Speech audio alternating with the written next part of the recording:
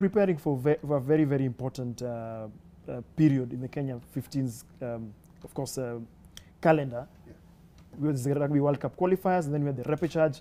And I remember in the build-up to the repechage, we spoke to you, and you told us that I could tell that you did not want to go out and say, you know what, this is what I've been given, this is what I can be able to work with. How difficult was it for you preparing for the repechage tournament? Because it was a very, very difficult outing for the team. Yeah, I don't know if it's possible to put it in words how difficult it was, because the environment of coaching the Simbas has been tough. I think let's not hide the reality from anyone. But then what makes it tough? I think that's the question that really needs to be answered, because you've asked, you know, how difficult it was. So when you listen to Agre, and he's giving very sensible and reasonable answers, and you really can't disagree with some of the points he's raising. But the challenge with coaching the Simbas is more systemic and structural than personalities. Mm-hmm. Because, you know, now our CEO is on the spot. I have been in Kenya Rugby at the national level since 1994. Mm-hmm. It's 28 years. Right.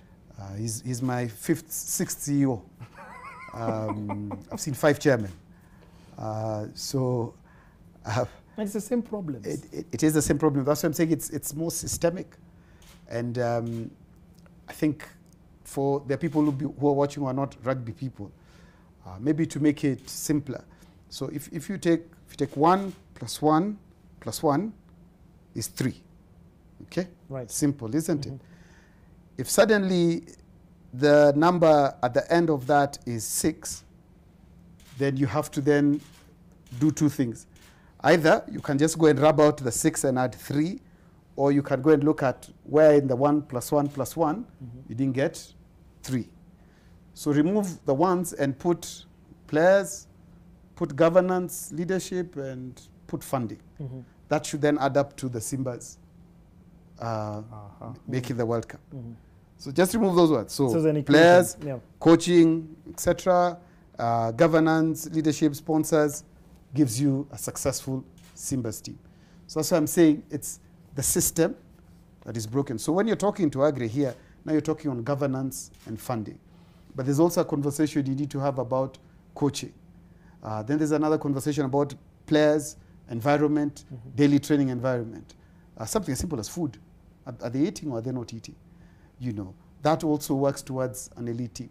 So when you're asking me about the difficulties of coaching the Simbas, all those 3 strands were tough. You take a player like Thomas Okeo, who's now in South Africa. We got him at 112 kilos. After 3.5 weeks of training and eating, he was 118 kilos of muscle. So that's just an example, which shows you that with the right nutrition, he was suddenly reaching his optimum playing weight. So if you have a player who has to commute every day and he's not eating properly. Right. Yeah, so it's not even just about putting money in their pockets. You know, it's also about that. Then you talk about the governance. That is also a challenge, because good governance brings confidence. Once there's confidence in the organization, people will give you money. So people don't give you money because of a proposal, a 26-page PowerPoint proposal. People will look at you, listen to you and say, Ukabi, Ndong, I trust you. Then the people to put together the PowerPoint presentations will do it, and then the money comes through. So because of whether it's perceived or the reality of the challenges people see in the governance and leadership within the game, then they're not willing to pen their signatures to any check. And that has had an effect. Agre is right. Post-COVID, people still have the money, but they're a bit smarter and a bit tighter. So where you may have got away with maybe some gaps in governance and leadership in the past, and now it becomes a bit tighter.